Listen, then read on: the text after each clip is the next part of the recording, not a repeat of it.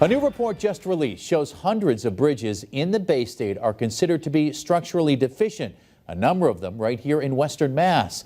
Welcome everyone to Western Mass News on this Wednesday evening. I'm Chris Pisano. And I'm Mary Wilson. We're getting answers on what action is being taken now. Western Mass News reporter Paris Dunford joins us live with more details. Paris?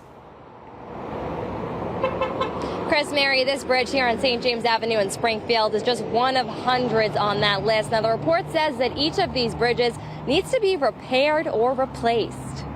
Armory Street Bridge in Springfield, St. James Avenue Bridge in Springfield, Burney Avenue Bridge in West Springfield, all marked as structurally deficient. I think it's reprehensible. So many of those bridges are west of Worcester. In a new report released by the Massachusetts Budget and Policy Center, using data from the Department of Transportation, 644 bridges in the Commonwealth are highlighted. To make this list, at least one major weight-bearing component of the bridge has to have serious problems and be in need of repair or replacement. Now, that doesn't mean they're in danger of collapse, but they could use some work and still bring concern, as the report says 11% of daily bridge crossings are over structurally deficient bridges. A large number of those bridges on the list being here in Western Mass. Not safe. Yeah, probably gonna try to avoid some of those bridges. Kayleen Walter will be taking a new route home and avoiding the St. James Avenue Bridge in Springfield after learning it's on the list, along with 5 others in Springfield. Also on that list, 3 in West Springfield, 5 in Westfield, 8 in Northampton, 4 in Holyoke, 4 in Chicopee, and the list goes on.